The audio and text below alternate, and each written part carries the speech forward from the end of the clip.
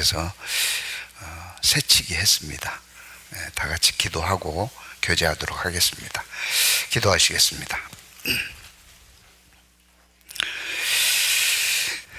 사랑과 자비가 풍성하신 아버지 하나님, 주님 구원해 주신 은혜 참으로 감사를 드립니다. 주님의 사랑과 은혜가 없었더라면 영원한 형벌을 피할 수 없던 자들, 일일이 말씀을 깨닫고 믿을 수 있도록 은혜 베풀어 주셔서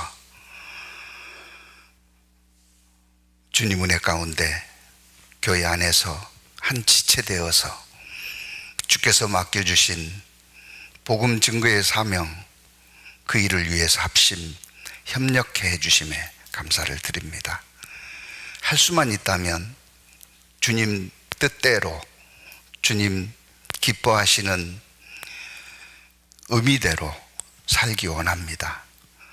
모르고 있는 내용들 깨우쳐 주시고, 알며 행치 못하는 내용들이 있다면 재촉해 주셔서 올바로 주님만 바라보고 나아가는 저희들이 될 수 있도록 이 시간에도 일깨워 주시기를 기도합니다.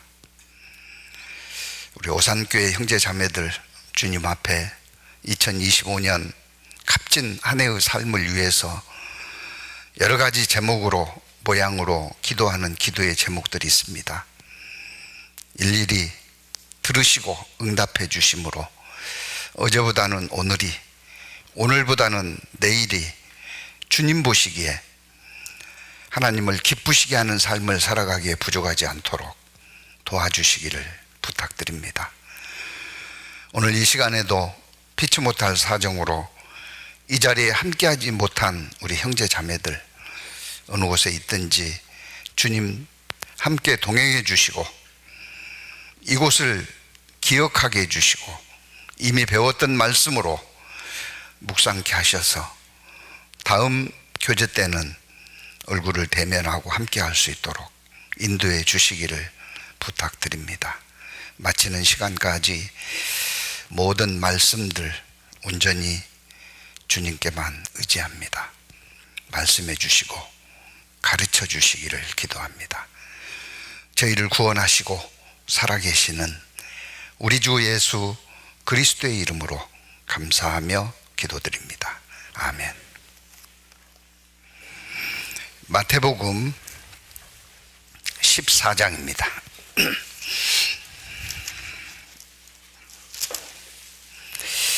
22절 말씀부터 33절까지 마태복음 14장 22절 말씀부터 33절까지 제가 읽겠습니다. 예수께서 즉시 제자들을 재촉하사 자기가 무리를 보내는 동안에 배를 타고 앞서 건너편으로 가게 하시고 무리를 보내신 후에 기도하러 따로 산에 올라가시다 저물매 거기 혼자 계시더니 배가 이미 육지에서 수울이나 떠나서 바람이 거슬림으로 물결을 인하여 고난을 당하더라.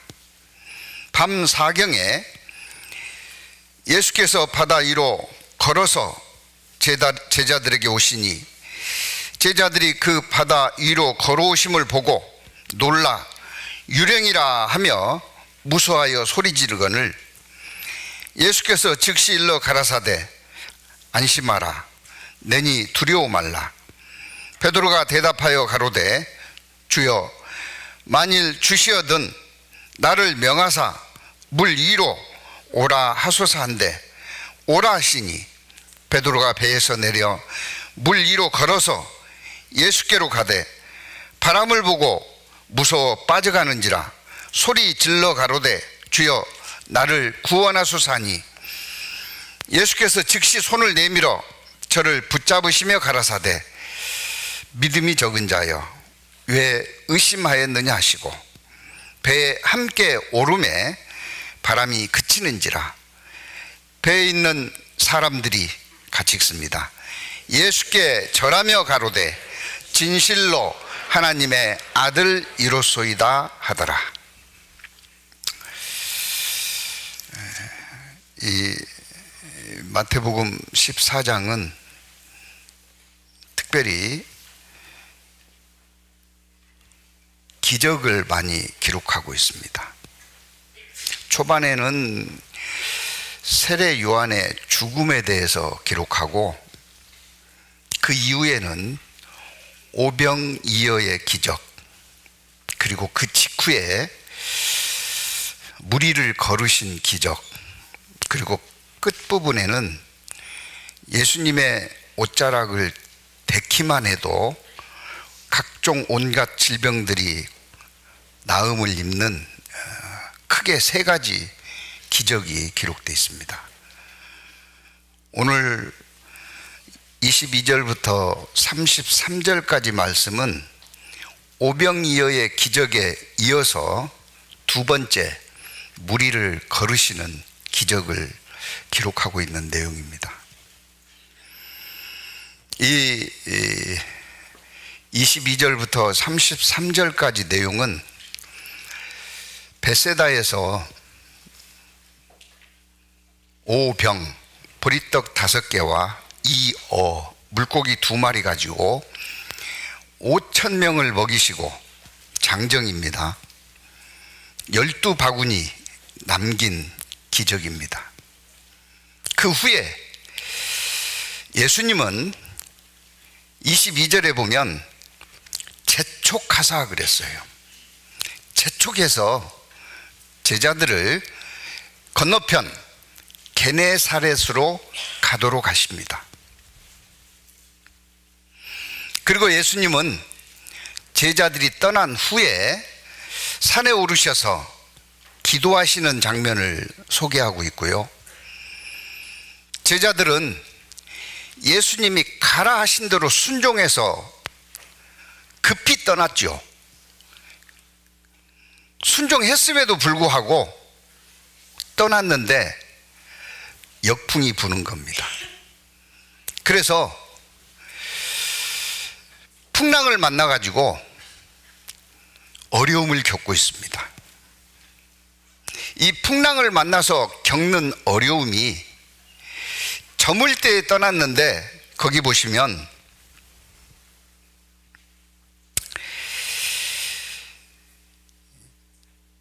(24절입니다) 23절 뒷부분에 저물매 거기 혼자 계시더니 배가 이미 육지에서 수리나 떠나서 바람이 거스림으로 물결을 인하여 고난을 당하더라.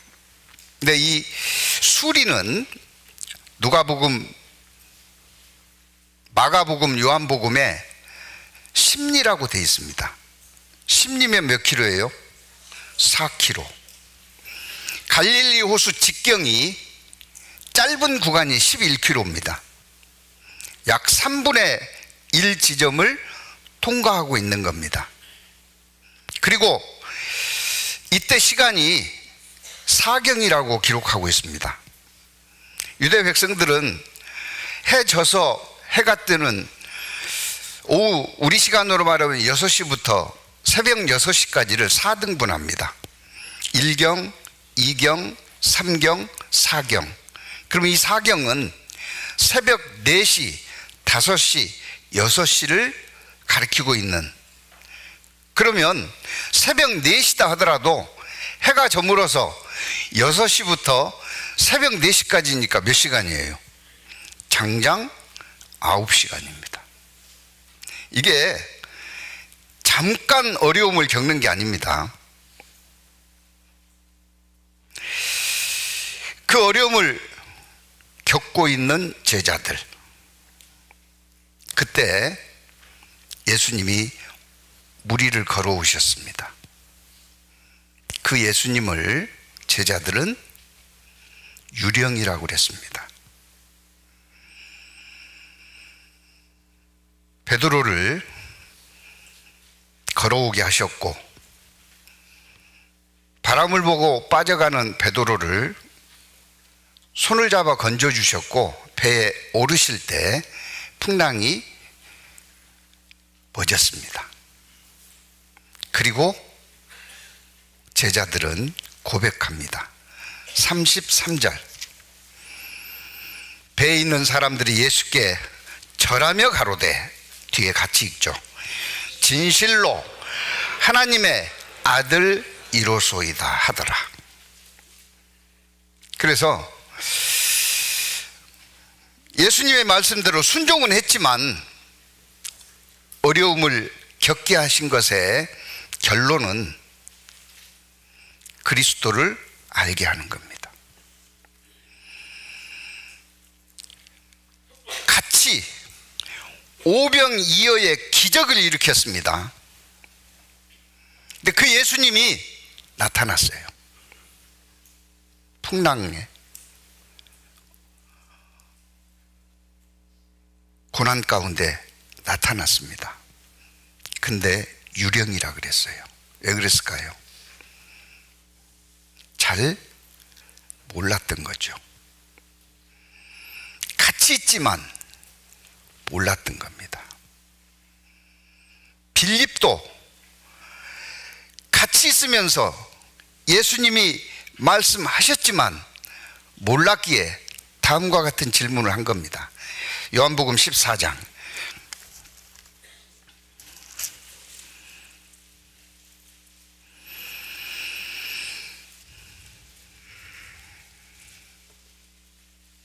6절입니다.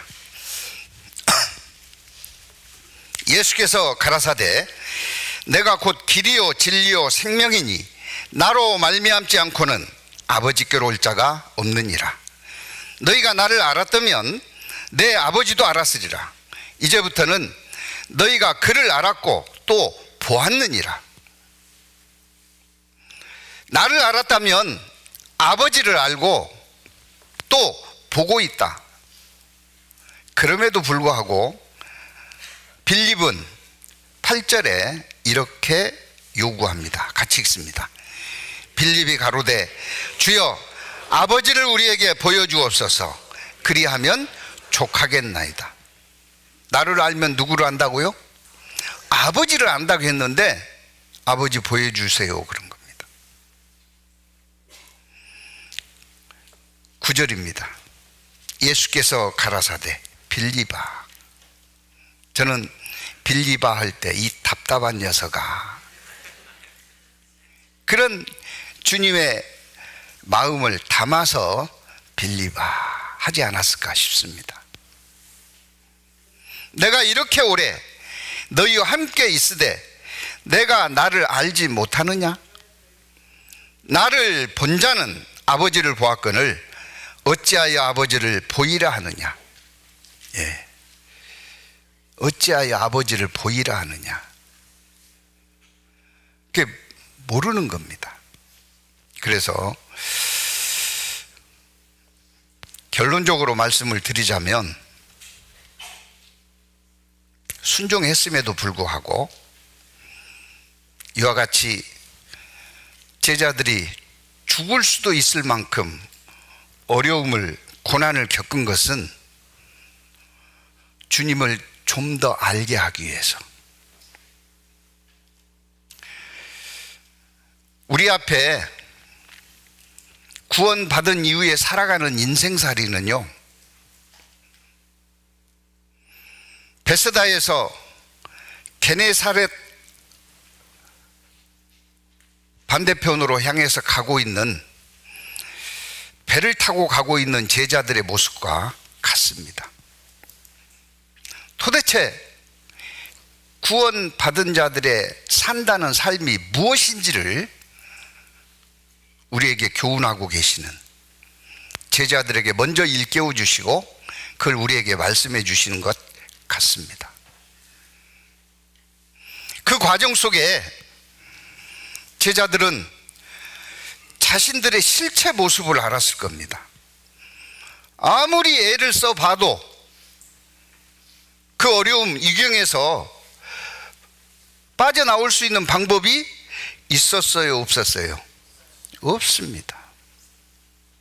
나는 무력한 자입니다. 우리는 주 없이는 살 수 없습니다. 내가 뭔가를 하는 것 같지만 주께서 하게 하신 겁니다. 도와주신 거예요. 그래서 이 사건을 통해서 자기 모습이 어떤 모습인지를 알게 하셨을 겁니다. 그리고 구체적으로 함께하고 있는 그리스도, 예수님이 누구인지 깨닫게 하셨습니다. 그래서 16장에 가보면, 마태복음 16장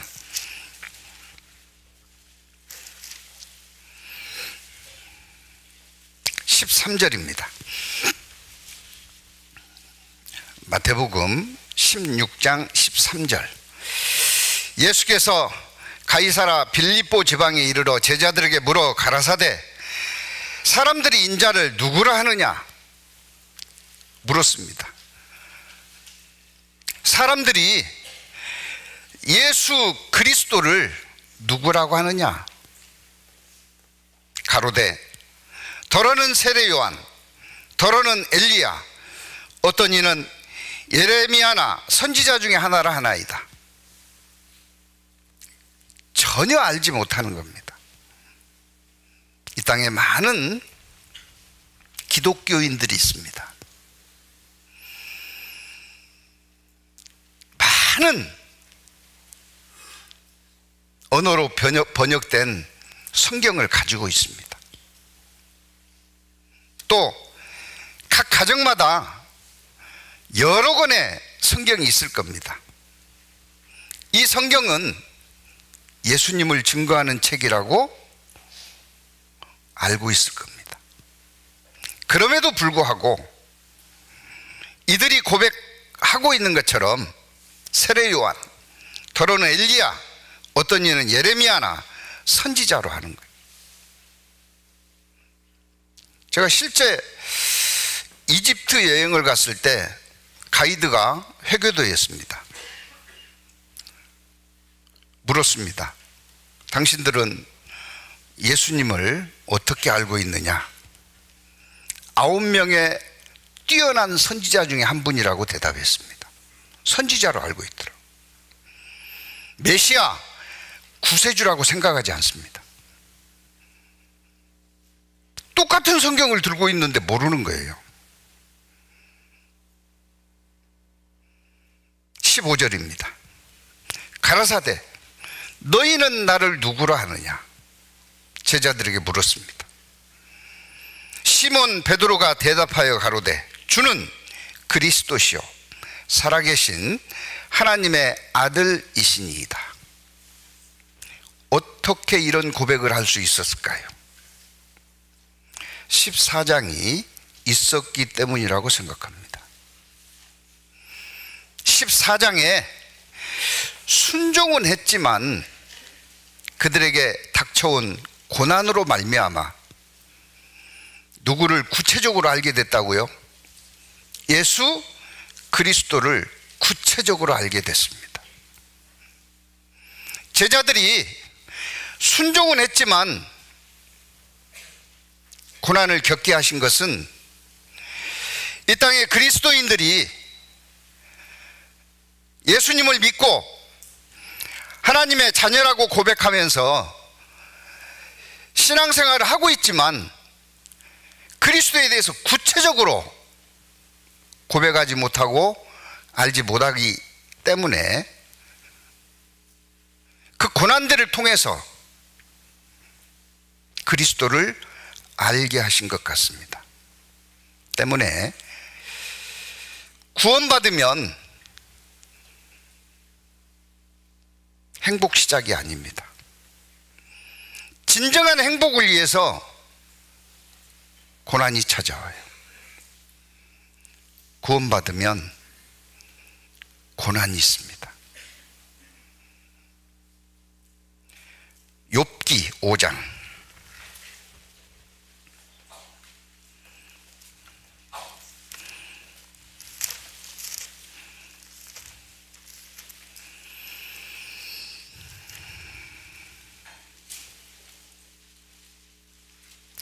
7절 같이 읽습니다. 인생은 고난을 위하여 났나니 불티가 위로 나름 같으니라. 인생은 뭘 위해서 났다고요? 고난을 위해서. 이 고난을 통해서 그리스도를 점점 알아가는 겁니다.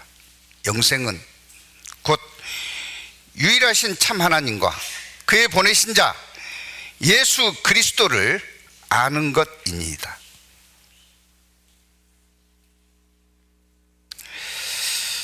인생은 고난을 위해서 났다. 특별한 사람이 아닙니다. 모든 인생은 고난을 통해서만 그리스도를 발견할 수 있다는 겁니다.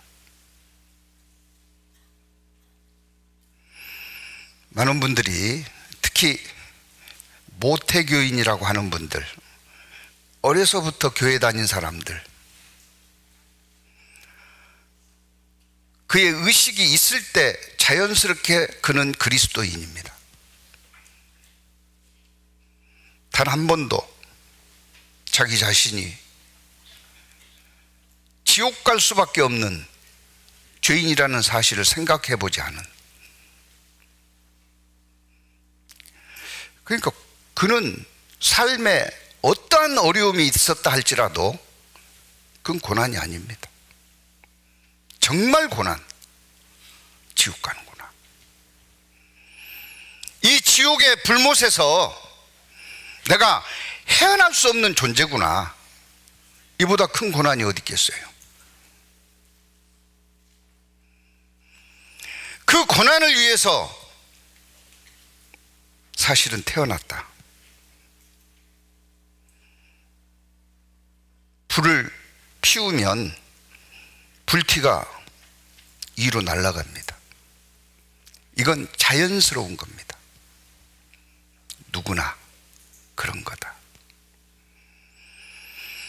그래서 고난이 유익이라고 하는 겁니다. 우리가 그리스도를 아는 것만큼 저 세상을 준비할 수 있기 때문에 그래요. 어제도 그런 이야기 했습니다. 어떤 자매님과 교제하면서요, 자매님, 이 세상은 저 세상을 준비하는 것 외에 큰 의미가 없습니다. 천국이 그렇게 좋다는데 왜 살아요? 죽으면 가는데. 준비하기 위해서 남은 생애를 사는 겁니다. 다른 거 생각하지 마셔요.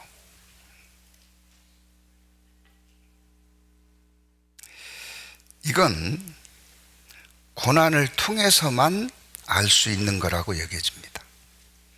그래서 사람에게 수많은 고난을 허락하신 겁니다. 베드로전서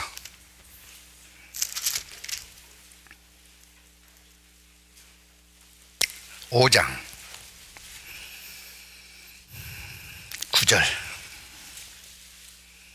베드로전서 5장 9절 같이 읽습니다. 너희는 믿음을 굳게 하여 저를 대적하라. 이는 세상에 있는 너희 형제들도 동일한 고난을 당하는 줄을 알미니라. 세상에 있는 너희 형제들도 동일한 고난을 당하는 줄 알미니라. 예외가 없다는 거죠.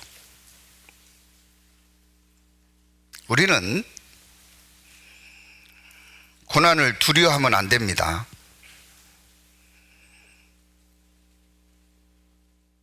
고난이 찾아오면은 마치 뭐가 잘못된 것처럼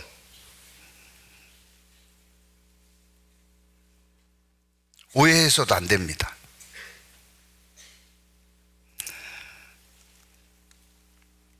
시편 90편입니다.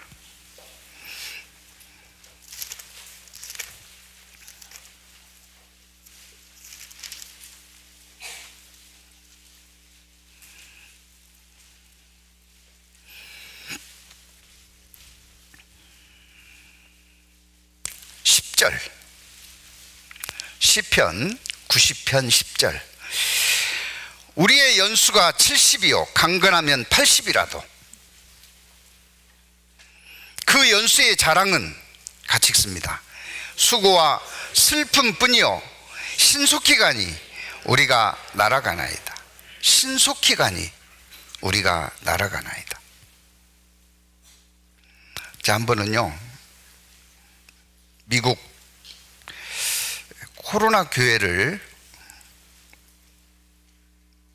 개척 세우고 하라는 명을 받고 6개월 단기 선교를 떠났습니다. 코로나 이름도 처음 들어봤어요. LA 공항에 도착했습니다. 그럼 당연히 누가 나와야 돼요? 마중을 나와야죠. 근데 아무도 안 나와 있어요. 주소도 모릅니다. 전화번호도 없어요. 왜요? 당연히 나올 줄 알았거든. 안 나왔어요. 그래서 할 수 있는 일은 기도밖에 없었습니다. 이게 웬일입니까? 저 혼자 찾아가야 됩니까? 기다려야 됩니까? 한참 있으니까요 어떤 분이 저를 막 부르더라고요. 저는 그분을 모릅니다. 한국 사람이에요. 목사님 왜 이렇게 일찍 나오셨냐고. 그분이 늦은 거죠. 물론 코로나 교회 식구도 아니에요. 코로나 교회는 그런 일을 감당할 믿음이 안 되는 겁니다. 새로 오실 목사님이 오니까 배웅 가서 그분 모시고 와야 될 정도 믿음이 아닌 겁니다. 그래서 그분하고 일찍 나왔다고 책망을 듣고 교회로 갔습니다. 그 다음 날이 미주 지역 동계 수련회였어요. 그래서 저는 동계 수련회를 어떻게 가야 됩니까? 그랬더니 그 교회 목사님께서 저하고 같이 가시죠 그래요. 그래서 그러면 코로나 교회 식구들은 어떻게 오시는가요? 그랬더니 아마 못 올 겁니다.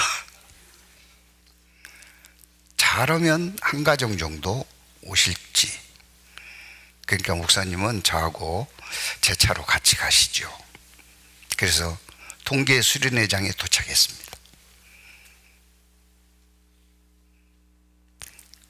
그 목사님은 자기 성도들 챙기느라고 가버렸어요. 저는 혼자 떨어졌습니다. 근데 조금 후에 알고 보니까 코로나 교회 성도 부부 한 커플이 오셨다고 들었습니다. 그래서 제가 찾아가서 인사를 드렸습니다. 그랬더니 저한테는 관심도 없어요. 자기 지인들 아는 사람들 찾아서 뭐 인사하고 또 혼자가 됐습니다. 뻘쭘하니 밖에 서 있느니 숙소에 가서 쉬자. 정해진 숙소에 갔는데 전도인들이 계셨어요. 인사를 나누고 조금 있으니까 한 사람 한 사람 나가더라고요. 또 혼자가 됐습니다. 이 모양새가요, 이게 뭐지? 말씀 시간이 돼서 혼자 자리를 차지하고 말씀을 들었습니다. 둘째 날이 됐습니다. 혼자 오전 말씀을 들었어요. 점심도 혼자 먹었습니다. 오후에 둘째 날 저녁 말씀 사이에 거기는 컨퍼런스라고 폼나는 말을 하더라고요. 특강입니다. 컨퍼런스가 있었는데 주제별로 컨퍼런스를 하고 있어요. 말하자면 이성 문제, 직장 문제, 재산 관리, 재물에 대한 거죠.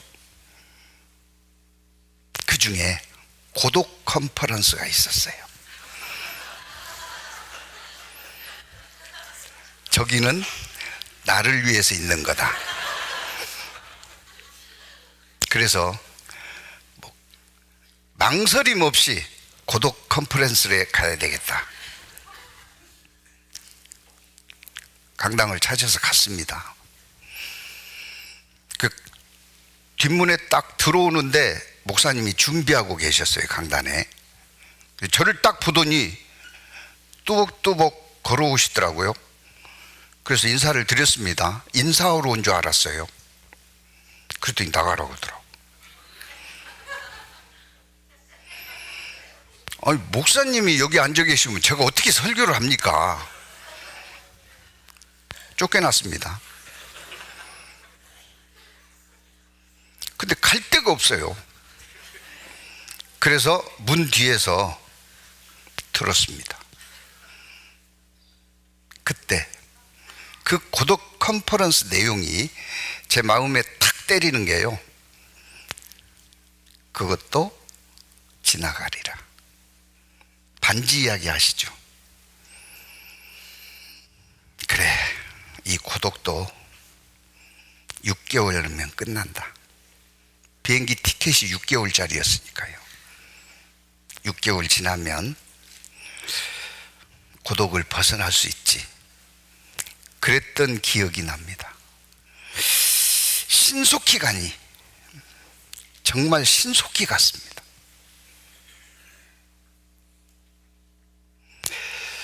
그 고난을 통해서, 고독을 통해서 많은 것을 깨달았습니다. 우리에게 주어지는 고난은 누구에게 있는 거고 괜히 있는 것은 하나도 없다.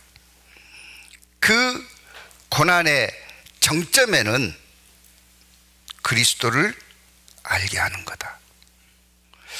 목사님, 저는 고난을 겪긴 겪었는데 결론은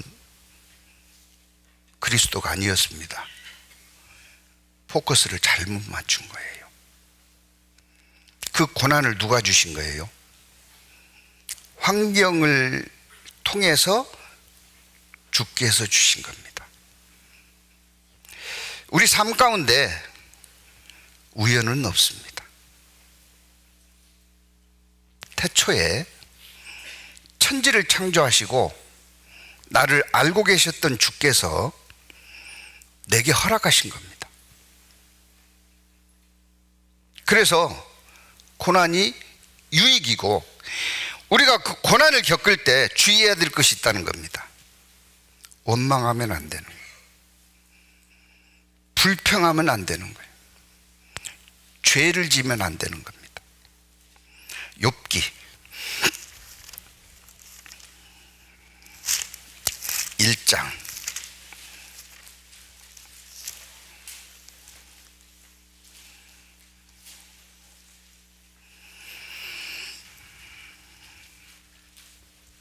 1절입니다.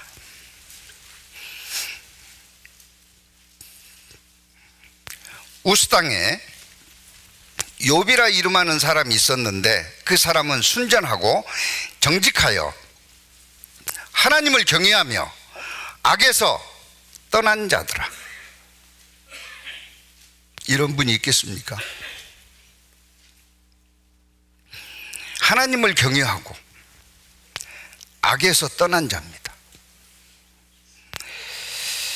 5절입니다. 그 잔칫날이 지나면 욥이 그들을 불러, 자녀들입니다, 성결케 하되 아침에 일어나서 그들의 명수대로 번제를 드렸으니 이는 욥이 말하기를 혹시 내 아들들이 죄를 범하여 마음으로 하나님을 배반하였을까 함이라. 같이 읽습니다. 욥의 행사가 항상 이러하였더라. 어쩌다가 필이 꽂히니까 번제 드린 게 아닙니다. 이런 욥에게 재산이 하루아침에 없어지고 10 자식이 하루아침에 죽었습니다.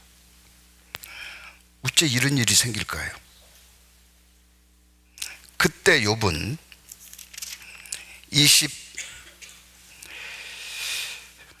20절, 21절, 22절까지 같이 읽습니다.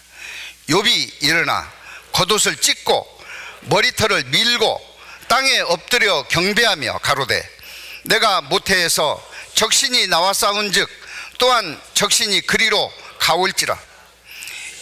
주신 자도 여호와시요 취하신 자도 여호와시니 여호와의 이름이 찬송을 받으실지이다 하고 모든 일에 욥이 범죄하지 아니하고 하나님을 향하여 어리석게 원망하지 아니하니라. 욥은 그 고난을 맞이하는 과정 가운데 하나님이 주셨다는 걸 알았습니다. 그래서 입술로도 죄를 안 지었어요. 그 뒤에 사탄은 또 하나님을 충동질하죠. 욥이 건강을 잃었습니다. 머리끝에서 발끝까지. 기아장을 깨서 긁어도 시원하지 않는, 도저히 감당할 수 없는 고통 가운데 8절입니다. 2장 8절. 욥이 재 가운데 앉아서 기와 조각을 가져다가 몸을 긋고 있더니 시원하지 않습니다.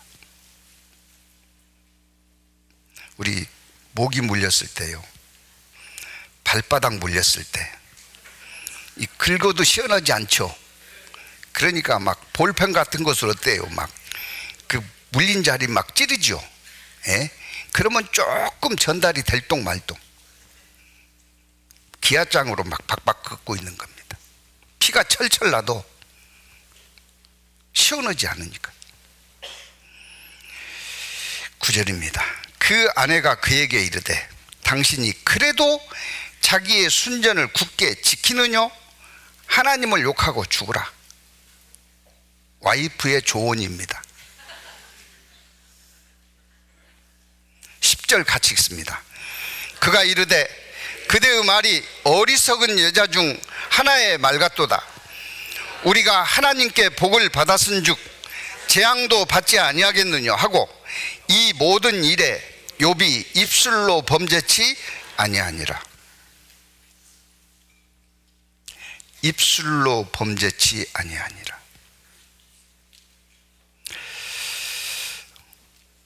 욥은 참 대단하죠. 그럼 나는 욥이 대단한 삶을 산 것을 본받으라고 기록해 준 거거든요. 로마서 8장입니다.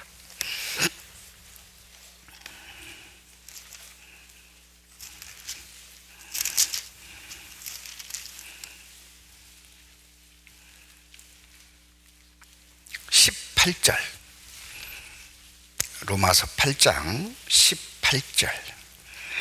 생각한데 현재의 고난은 장차 우리에게 나타날 영광과 좋게 비교할 수 없도다. 피조물에 고대하는 바는 하나님의 아들들에 나타나는 것이니 피조물이 허무한 데 굴복하는 것은 자기 뜻이 아니요 오직 굴복해 하시는 이로 말미암으니라. 그래서요, 우리에게 주어진 어떤 어려움들이 닥쳐오면 이것을 뭐라고 여겨야 되냐면 감추어진 축복이다. 어떤 예화집을 읽어보니까요, 하늘에서 축복을 내게 보내려면 축복 덩어리만 보내야 돼요? 포장지가 있어야 돼요? 택배 받아보죠. 알맹이만 와요? 포장지도 와요? 포장지 오잖아요. 그 왜 포장지로 싸서 보내요? 알맹이를 보호하기 위해서. 그래서 하늘에서 내게까지 축복이 전달되려면 포장지가 없으면은 축복이 보호가 안 되니까 포장지로 싸서 보내는데 그게 뭐라고요? 고난이에요, 고난. 고난은 감추어진 축복입니다. 다시 마태복음 14장으로 돌아갑니다.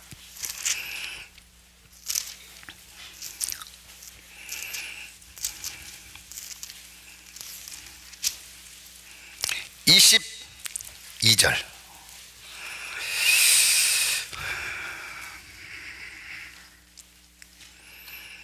예수께서 즉시 제자들을 재촉하사. 예수님은 왜 제자들을 재촉했을까요? 무슨 일이 있었기에 제자들을 재촉했을까요? 그 앞에 19절부터 21절까지 제가 읽겠습니다. 무리를 명하여 잔 뒤에 앉히시고 떡 5개와 물고기 2마리를 가지사 하늘을 우러러 축사하시고 떡을 떼어 제자들에게 주시매 제자들이 무리에게 주니, 같이 읽습니다. 다 배불리 먹고 남은 조각을 12바구니에 차게 거두었으며 먹은 사람은 여자와 아이 외에 5,000명이나 되었더라. 여자와 아이를 합하면 2만 명이 먹었다는 게 보통 이야기하고 있는 내용입니다. 장정 5,000명. 가정에 장정이 있으면 아내도 있고 적어도 평균 2 아이들이 있잖아요. 그래서 장정 5,000명이면 아이들까지 포함하면 2만 명이 먹은 거다. 뭐 가지고요? 떡 5개와 물고기 2마리 가지고. 믿으십니까?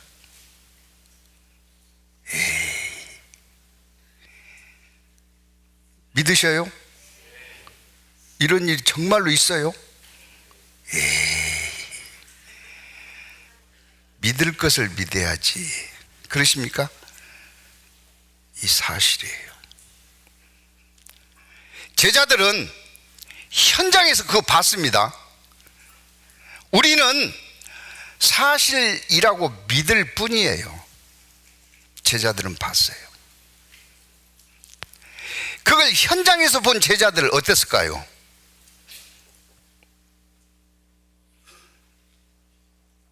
제가 가끔요, 다른 교회 다니는 교인들을 만나면 이런 질문을 받습니다. 어떤 목사님 아셔요? 어떤 목사님도 아십니까? 저한테 물어봐요. 제가 타교의 목사를 알 턱이 없죠. 잘 모르겠습니다. 그 훌륭한 분인데 모르셔요? 예, 저는 잘 모르겠습니다. 저희 교회 담임 목사입니다. 뭐예요? 그 훌륭한 목사님 밑에서 내가 말씀 배우고 있는 훌륭한 성도라는 거죠.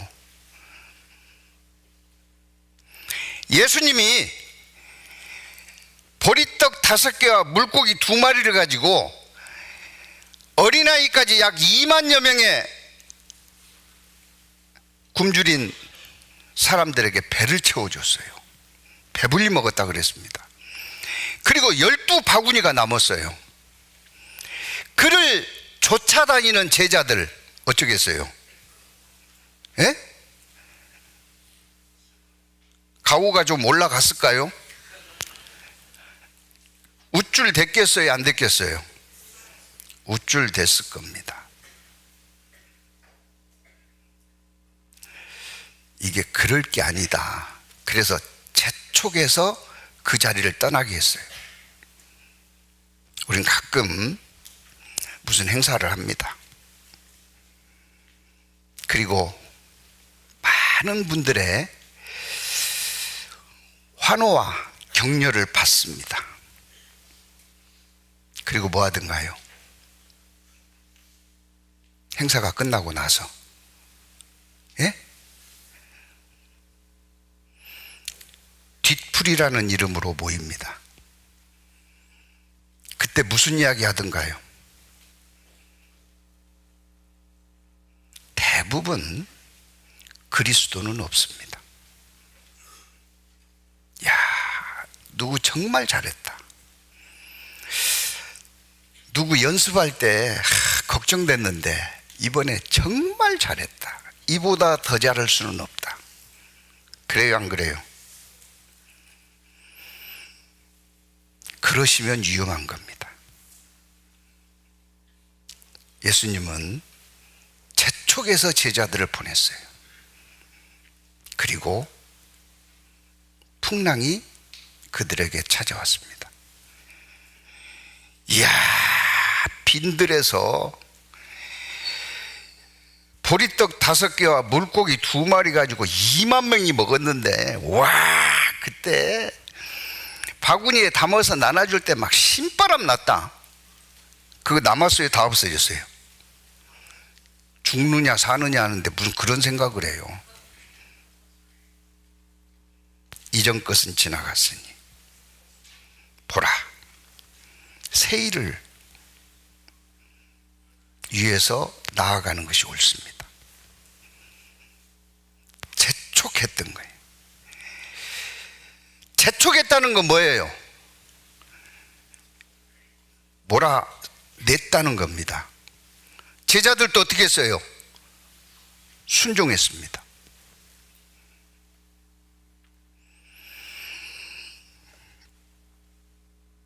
(22절입니다) 마태복음 14장 22절.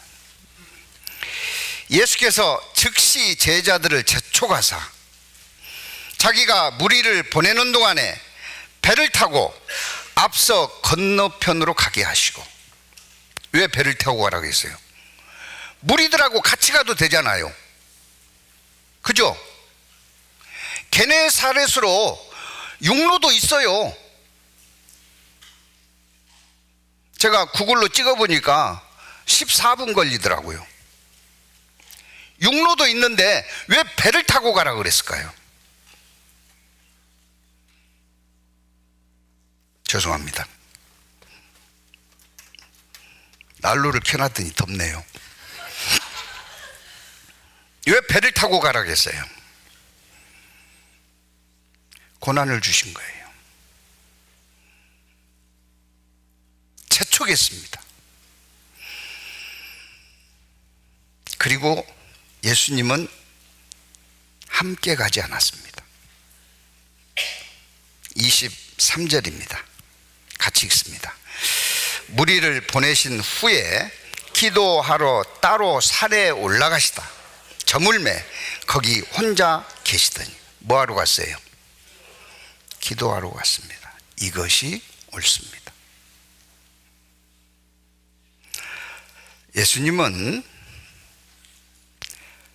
하나님과 단 둘이 조용한 시간을 만들고 있습니다. 그때 예수님은 하나님께 무슨 기도했을까요?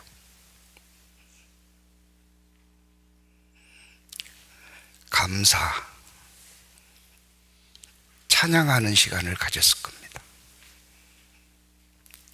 우리에게 필요한 것은 이런 시간들이에요.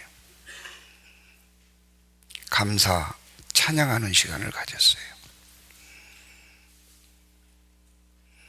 문화가 참 무섭습니다. 어떤 일들이 성공적으로 맞춰지고 하나님께 그런 시간을 갖는 것이 옳은데 뒤풀이 안 하면 개념 없고 멋 없는 사람처럼 여겨요. 그래서 당연스럽게 어떤 일이 끝나면 오늘 뒤풀이 없어요? 하고 물어보는 거예요. 그 책임자는 안 할 수가 없는 겁니다. 근데 그 자리에서 서로를 격려하는 것은 좋은데 그 시간을 보내다 보면 누구를 까먹어요? 하나님이 없어요. 그 시간에. 우리가 정말 주의해야 될 겁니다. 예수님은 재촉해서 제자들을 보내고 하나님과 단둘의 시간을 가졌습니다.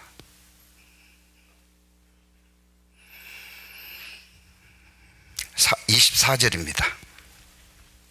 배가 이미 육지에서 술이나 떠나서 바람이 거슬림으로 물결을 인하여 고난을 당하더라.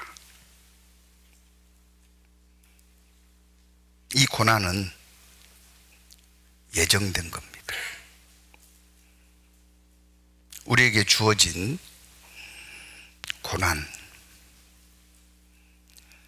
예정된 겁니다. 경건하게 살고자 하는 자는 핍박을 겸하여 받는다 그랬어요.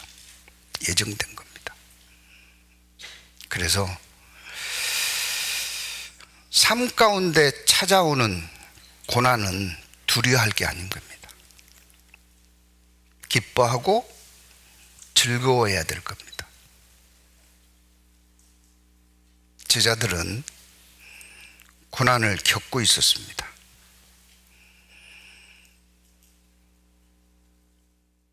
25절입니다. 밤 사경에 예수께서 바다 위로 걸어서 제자들에게 오시니, 살려달라고 불렀어요? 예수님이 오셨습니까? 예수님이 먼저 오셔요. 우리 곁에 계십니다. 고난의 현장에 함께 하셔요. 예수님이 십자가에 죽으실 때 혼자 죽었어요? 하나님이 함께 하셨습니까? 하나님 함께 하셨어요. 내가 어떤 삶 가운데 고난을 겪고 있습니다.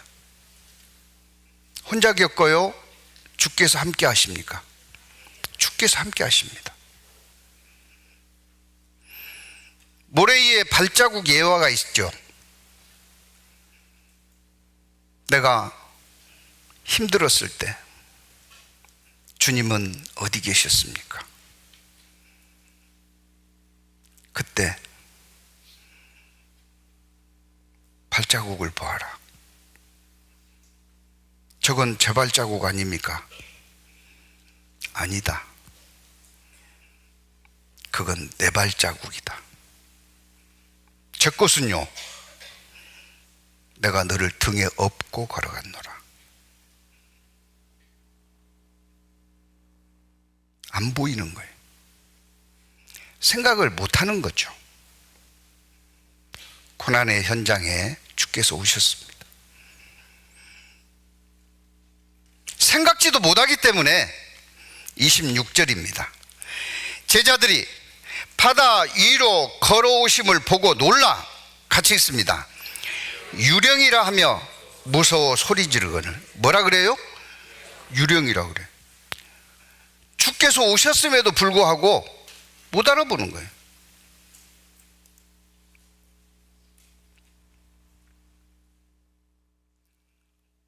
유령이라. 주께서 말씀하십니다. 내다. 무서워 말라.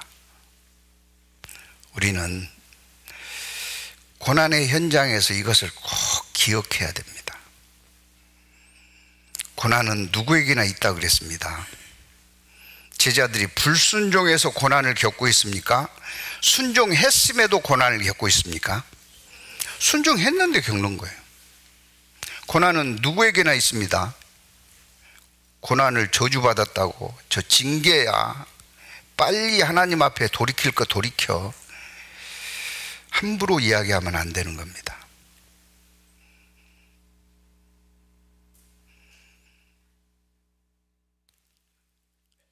이번에 전도인 수련회 때 3가지 황금문에 대해서 배웠어요.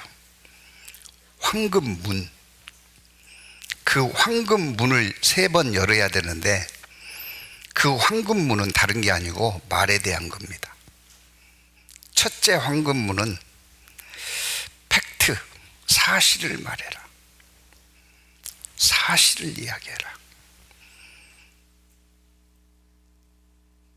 생각해서 하지 말고, 들었다고 하지 말고,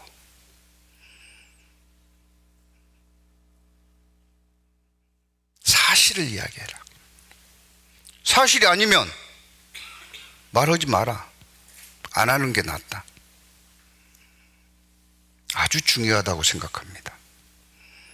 조모임, 구역모임, 회별모임, 각종 모임에서 우리는 간증을 합니다. 사실을 이야기해야 될 거예요. 내가 직접 경험한 거, 내가 직접 성경 말씀을 본 거,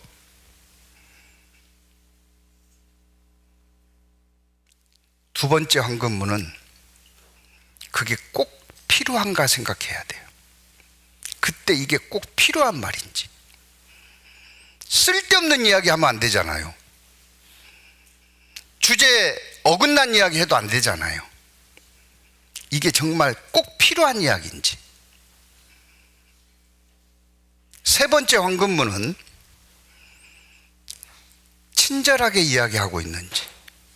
분을 품고 이야기하면 안 됩니다. 내가 이참에 말해야 되겠어. 아닙니다. 친절하게 이야기하고 있는지.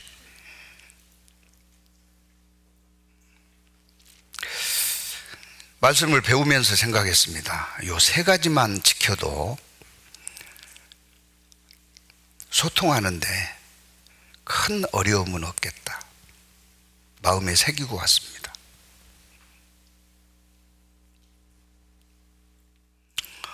예수님을 모르니까요, 유령이다 그랬어요. 차라리 유령이라고 안 했더라면. 모르면 어떻게 하면 돼요? 누구세요? 누구세요? 그러면 되죠. 그런데 당당하게 뭐라 그래요? 유령이다. 우리는 얼마나 이런 오류를 범하고 있는지 모릅니다. 모르면 누구신가요? 모르면 그 일이 어떻게 된 것인가요? 묻는 게 낫죠. 자기 짐작, 생각, 판단, 경험, 바다 위를 갈릴리 바다를 걸어올 정도면 유령이지. 틀림없어. 유령이다. 판단력이 기가 막히죠. 야, 저 제자 샤프하다. 아닙니다. 야, 샤프하네. 어떻게 순발력이 있네. 어떻게 순간 유령인지 알았을까? 똑같아요.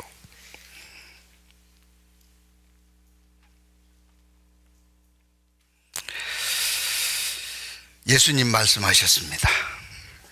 27절. 예수께서 즉시 일러 가라사대 안심하라. 내니 두려워 말라. 안심하라. 내니 두려워 말라.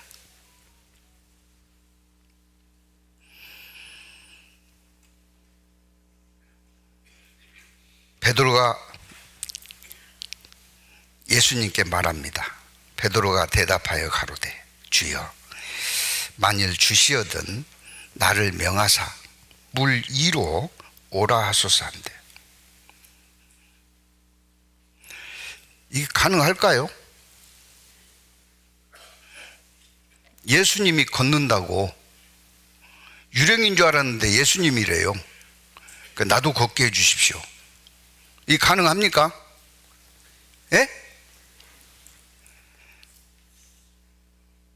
제가 진주교회당에서 함께하고 있을 때요, 청년의 수련회를 갔습니다. 예수님이 무리를 걸으셨는데 나도 할 수 있다. 그리고 한 형제가요, 녹화를 하라 그랬어요. 그리고 거창하게 이야기합니다. 예수님을 믿습니다.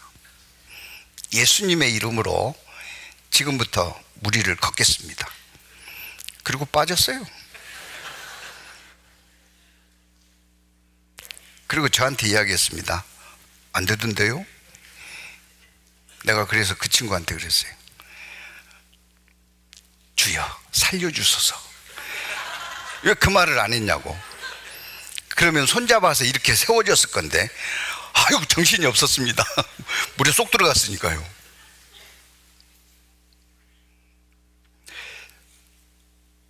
주님이 걷게 하시면 걸을 수 있어요.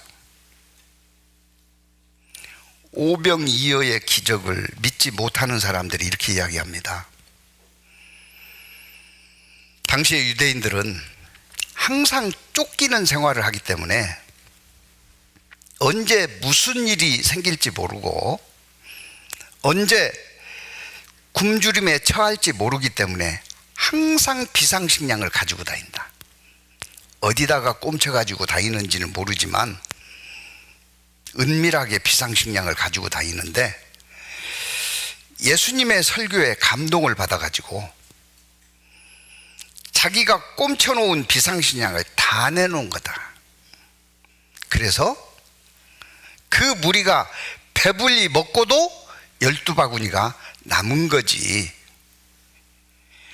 어떻게 보리떡 5개와 물고기 2마리 가지고 그 일이 일어나겠냐. 상식적으로 생각을 해봐라. 이렇게 푸는 자들이 있습니다.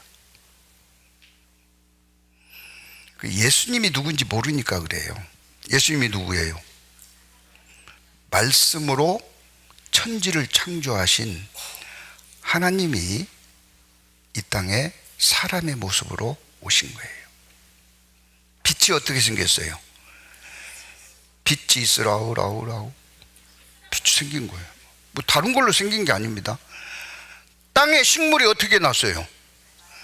씨 맺는 열매를 내라 하심에 쑥쑥쑥쑥 올라와서 그대로 돼요. 그분을 모르니까 엉뚱한 생각을 하는 겁니다. 제가 논리적으로 생각을 해봤습니다.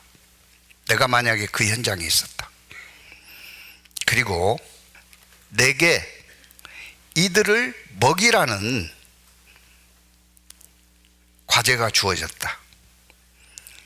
그러면 먹여야 될 것이냐, 못한다고 해야 될 거냐, 어떻게 해야 되겠어요? 어떻게 해야 되겠어요? 저는 생각했습니다. 먹여야 되겠다. 나에게 맡겨진 거니까 해야죠. 기다리십시오. 그리고 빈들을 개간을 해야 돼. 밭을 만들어야죠. 밭을 만들고 씨앗을 뿌려야 돼. 그리고 적어도 100일을 기다려야 돼요. 자라서 알곡이 될 때까지. 그때 재분소도 만들고 제빵소도 만들고, 그리고 갈릴리 호수에다가 물고기 산란을 시켜야 돼. 그리고 그물도 준비하고 잡아야 돼. 이렇게 하면 2만 명이 배불리 먹을 수 있는 보리떡과 물고기 준비할 수 있어요, 없어요? 있죠. 이건 기적일까요, 아닐까요? 그건 기적이 아니죠. 왜요? 시간과 공간이 필요했습니다. 그런데 왜 이걸 기적이라고 할까요? 시간을 순간으로 바꾼 겁니다. 1년 걸릴 것을 순간, 수천 평의 땅과 수만 평의 호수가 필요한 것을 순간, 공간을 초월한 거예요. 시간과 공간을 초월해서 그 일을 할 수 있는 분은 하나님밖에 없어요. 하나님은 능히 할 수 있습니다.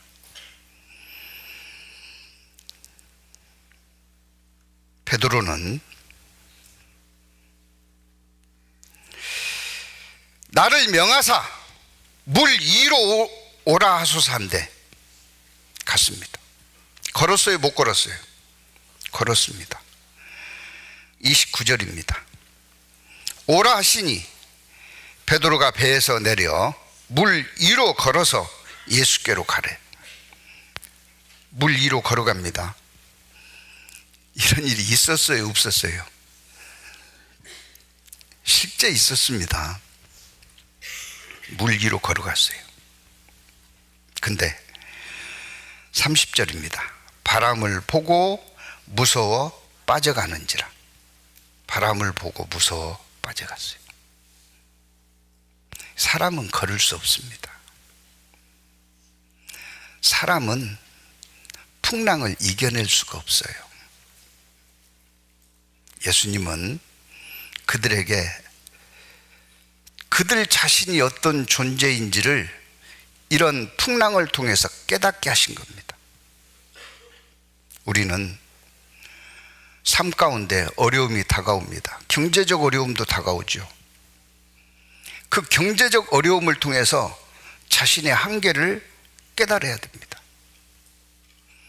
능력의 어려움도 다가옵니다. 지식의 어려움도 다가옵니다. 관계의 어려움도 다가와요. 그런 걸 통해서 깨달아야 돼요. 나의 부족함을, 나의 불가능한 것들을, 나의 연약함을. 내가 참으로 의지할 대상은 하나님이구나. 하나님께 부르짖지 아니하면 아무것도 이룰 수 없다는 것을 발견케 하기 위해서 풍랑을 허락하신 겁니다. 물 위에 걷는 것을 허락하셨어요. 바람을 보고 빠져들었습니다. 어디를 봐야 돼요? 주님을 바라봤으면 주님 품에 안겼을 거예요. 골로새서 3장.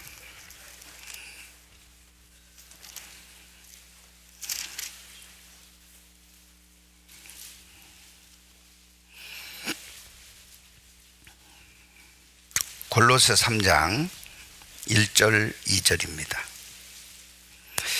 같이 읽겠습니다. 그러므로 너희가 그리스도와 함께 다시 살리심을 받았으면 위의 것을 찾으라. 거기는 그리스도께서 하나님 우편에 앉아 계시느니라. 위의 것을 생각하고 땅의 것을 생각지 말라.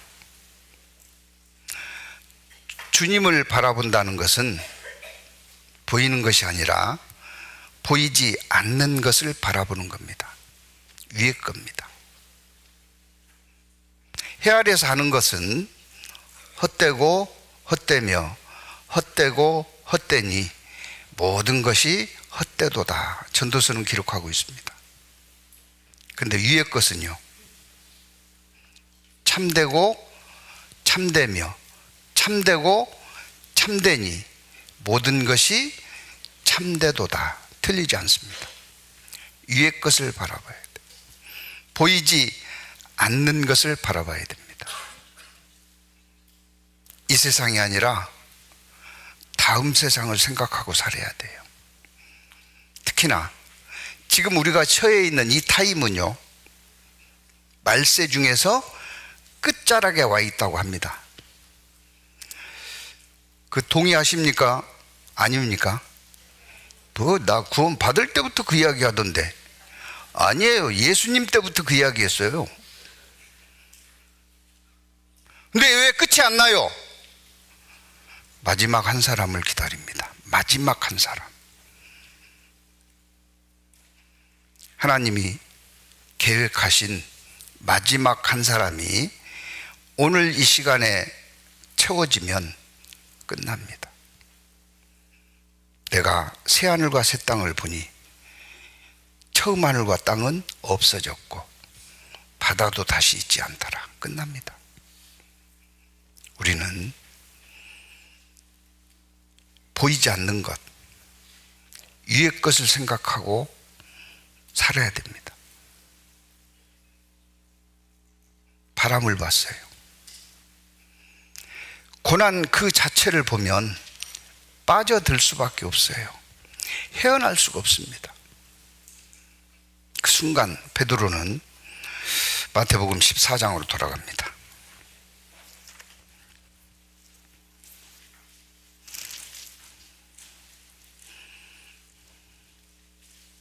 (30절) 바람을 보고 무서워 빠져가는지라. 같이 읽습니다. 소리질러 가로되 주여 나를 구원하소서 하니, 주여 나를 구원하소서 하니. 이런 고백마저 없었더라면 베드로는 어찌 됐을까요? 죽었을 겁니다. 지금도 실종자로 처리됐을지 몰라요. 그 시신을 찾지 못하고. 주여 나를 구원하소서. 예수께서 즉시 손을 내밀어 저를 붙잡으시며 가라사대 믿음이 적은 자여 왜 의심하였느냐 하시고. 의심, 돌밭입니다. 의심. 왜 의심하였느냐. 우리는 성경이 사실이라고 믿습니까? 안 믿습니까? 믿습니다. 다 확인해 봐서 믿습니까? 동쪽에 내일 태양이 떠오를 것을 의심하지 않죠. 왜요? 지금까지 동쪽에 변함없이 태양이 떠올랐기 때문에 내일 모레 계속해서 동쪽에서 태양이 떠오를 것을 의심하지 않는 것처럼 성경이 사실이라고 믿습니다. 근데 내게 어떤 문제가 닥쳐왔을 때 그때도 믿습니까? 이게 중요해요. 그때도 믿어야 돼요? 의심해야 돼요? 믿어야죠. 믿어야 됩니다.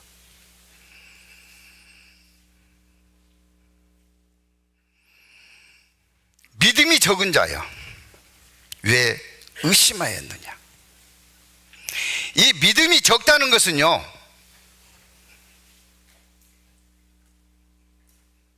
사이즈를 말하는 게 아닙니다.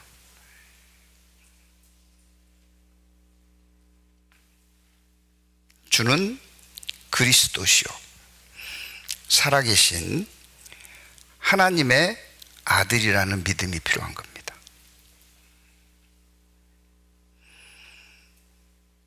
32절입니다. 배에 함께 오름에 바람이 그치는지라. 배에 있는 사람들이 예수께 절하며 가로되, 같이 읽습니다. 진실로 하나님의 아들이로소이다 하더라. 이 고백을 위해서 예수님은 제자들을 재촉해서 따르는 무리는 육로로 감에도 불구하고 배를 타고 게네사로 가게 한 겁니다. 제자들은 주는 그리스도시요 살아계신 하나님의 아들이라고 하는 고백할 수 있는 귀한 믿음을 얻게 된 겁니다. 우리에게 순종하고 사는데 어려움이 찾아옵니다. 마태복음 21장입니다.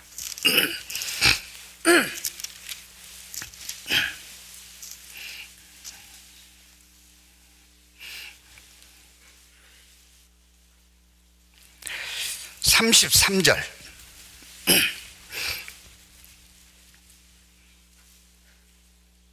다시 한 비유를 들으라. 한 집 주인이 포도원을 만들고 산 울로 두르고 아주 좋은 농장을 마련했습니다. 포도원을 만들고 끝난 게 아니라 울타리까지 마련을 했습니다.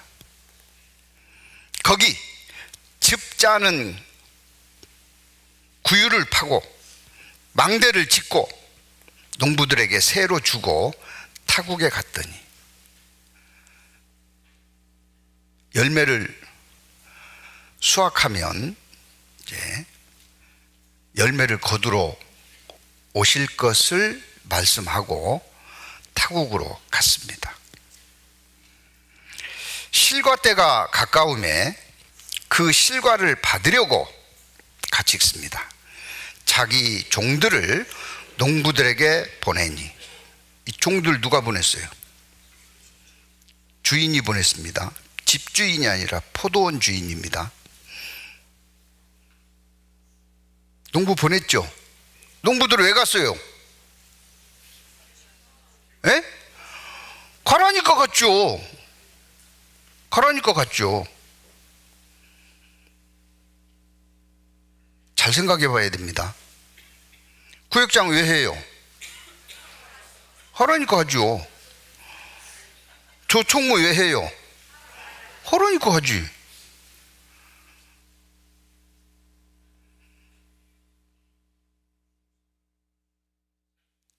가라니까 갔습니다. 잘했어요? 잘못했어요?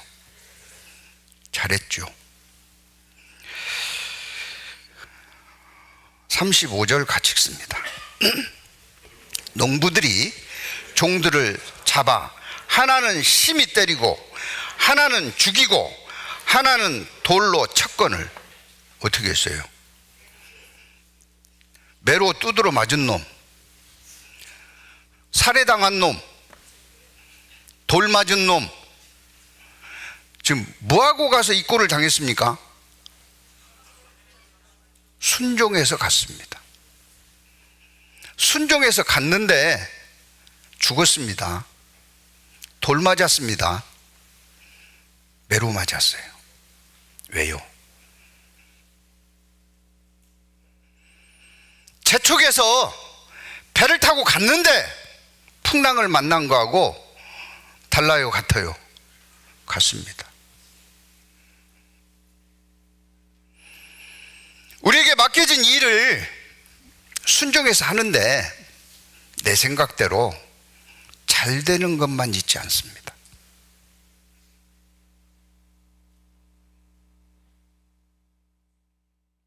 죽었어요.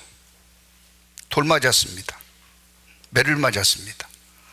누구한테 불평해야 될까요? 누구한테 원망해야 될까요? 이게 유익입니다. 이게 유익이에요.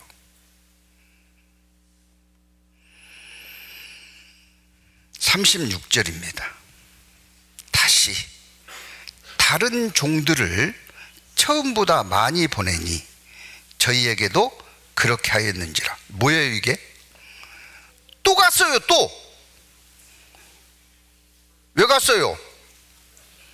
가라 하니까 순종하고 갔어요. 갔는데 어떻게 됐어요? 저희에게도 그렇게 하는지라. 주겠다는 거예요. 돌로 쳤다는 거예요. 매를 맞았다는 거예요. 순종했는데 고난이 있는 겁니다. 37절입니다. 후에 자기 아들을 보내며 가로되. 자기 아들 보냈어요. 예수 그리스도입니다. 자기 아들을 보내며 가로되 저희가 내 아들은 공경하리라 하였더니 농부들이 그 아들을 보고 서로 말하되 이는 상속자니 자 죽이고 그의 유업을 차지하자 하고 이에 잡아 포도원 밖에 내어 쫓아 죽였느니라. 아들마저도 죽였어요. 예수님이 이렇게 해서 고난을 겪고 죽으셨습니다. 예수님은 불순종해서 죽었어요? 순종했음에도 불구하고 죽었어요? 순종했음에도 불구하고 죽었어요. 이게 유익일까요? 해일까요? 뭐라고요? 유익이라고요. 죽었는데, 돌 맞았는데, 매를 맞았는데 유익입니다. 이게 유익이에요. 이 땅, 이 세상으로 끝나고 이 세상이 다라면 유익이 아니죠. 소자에게 냉수 한 그릇 대접한 것도 빠뜨리지 않고 다 계산해서 갚아주신다는 약속이 있습니다. 죽었습니다.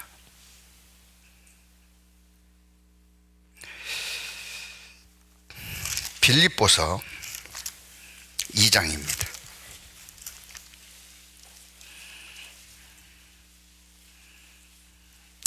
6절. 빌립보서 2장 6절. 그는 근본 하나님의 본체시나 하나님과 동등됨을 취할 것으로 여기지 아니하시고 오히려 자기를 비워 종의 형체를 가져 사람들과 같이 되었고 사람의 모양으로 나타나셨음에 자기를 낮추시고 죽기까지 복종하셨으니 곧 십자가에 죽으심이라. 아들을 보냈습니다. 사람들이 죽였어요.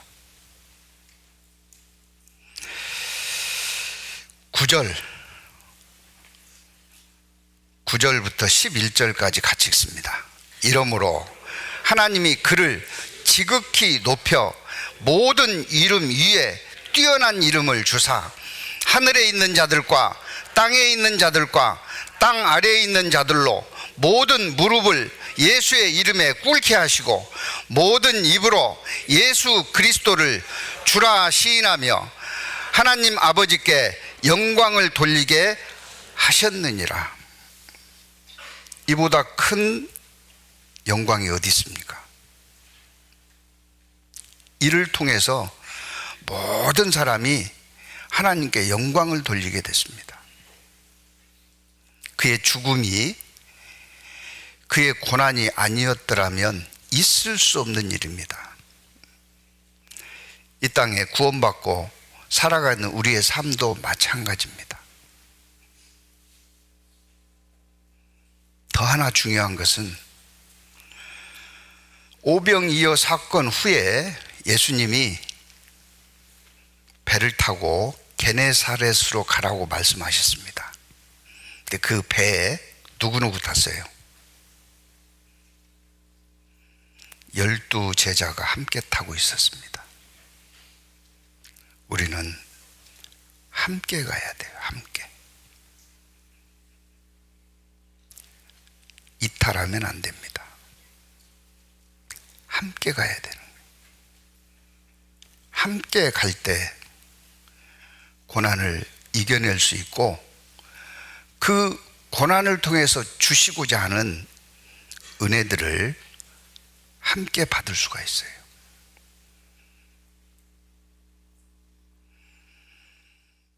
순종하고 살아가는데 좋은 일이 없다고 내가 내년에는 하는가 봐라 그러고 있습니까? 순종 나는 못해. 해봤더니 좋은 것도 없더만. 그렇습니까? 저는 이번에 수련회 가서 이 말씀을 들으면서요, 물론 이런 내용을 배운 건 아닙니다. 이 말씀을 들으면서 이런 내용들이 마음에 와닿았어요. 어떤 환난, 어려움, 핍박, 이것은 좋은 거구나. 이미 계획하고 주신 거구나. 감사하는 마음이 들었습니다. 제자들은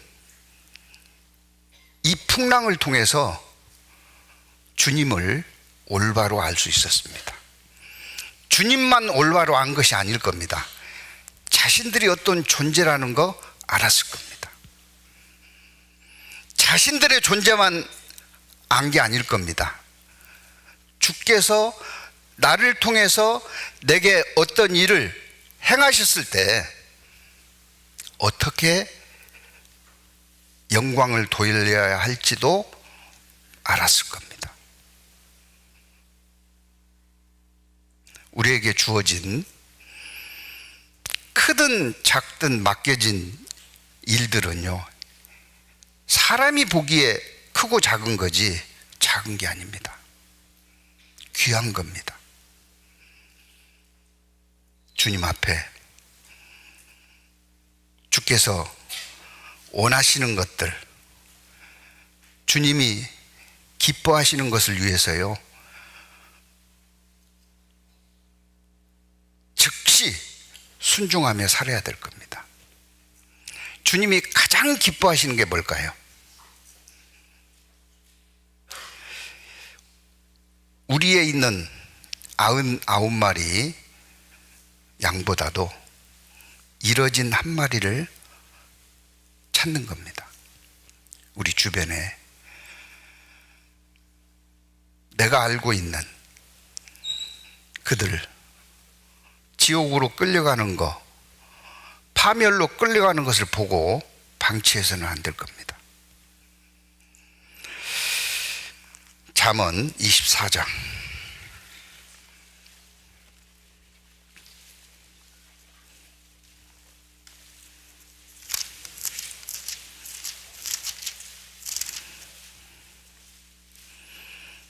11절 12절을 읽고 마치겠습니다.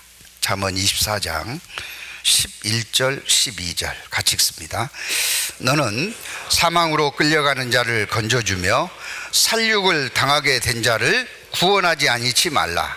내가 말하기를 나는 그것을 알지 못하였노라 할지라도 마음을 저울질하시는 이가 어찌 통찰하지 못하시겠으며 내 영혼을 지키시는 이가 어찌 알지 못하시겠느냐.